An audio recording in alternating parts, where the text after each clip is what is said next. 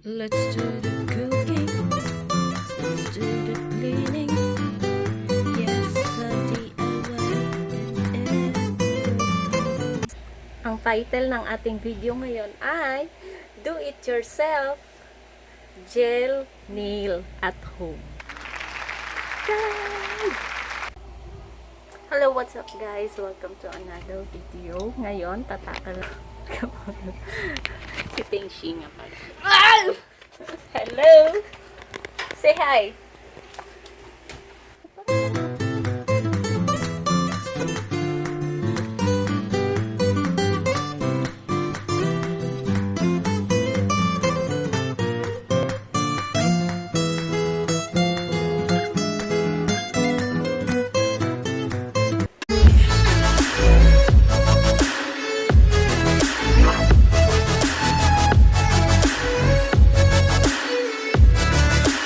Mahal pag sa parlor, 'di ba? Hindi lahat version. Kaya gagawa tayo sa bahay. At saka nag-stop na rin ako ng ordinary gel polish lang kasi nagdidilaw yung mga kuko. Pero pagka acrylic siya, acrylic gel, hindi siya nag-yellow. Yan. See? Pero to, meron akong gel na may gel siya na konti para lang medyo kumapal yung kuko ko kasi pagka wala, normal lang siya, wala siyang manipis lang siya, nagbe-bend siya. Pero pagka yan, wala. But first, lilinis ko muna to, de-declutter ko yung mga nails ko na mga expired na siya, yung iba, and then titigas na. Ito nabili ko lang sa online sa Shopee. Ito. Isang set na siya. Tinanggal ko na yung iba kasi nilipat ko siya dito. Meron akong sariling lagayan. Yan. Ito ang mga kailangan. Nipper. Tapos pang push ng mga itong mga gel polish. See? Later. At saka ang importante, this one. UV light. Meron din ako. May package din ako dumating ngayon. I-haul ko to sa next. Kasi ito ay makeup. Iba-ibang klaseng makeup. Ng Says. Says Lady. Says Lady siya. Puro Says. Nung 6'6". Ayan. Ito na siya. Ayan ko lang i-video siya. May eyebrow.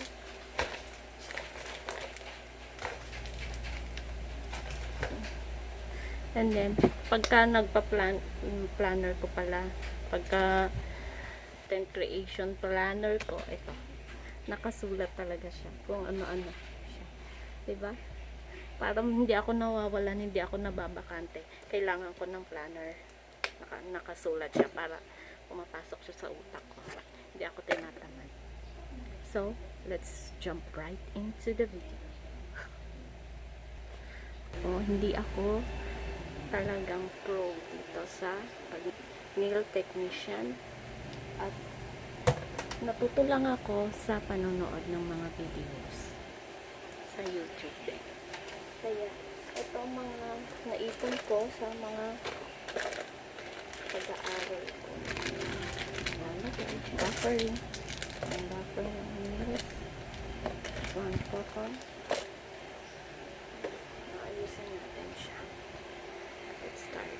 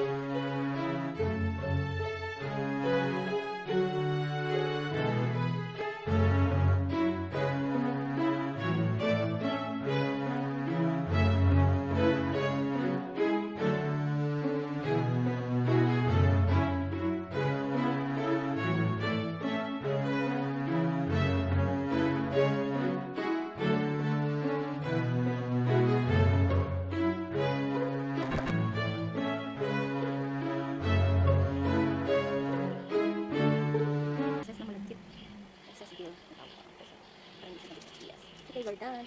So, that's it guys. Sana na-enjoy niyo tong video na to at nagkaroon kayo ng konting kaalaman. It guys, for the video, I will comment down below all the items that I use in this video.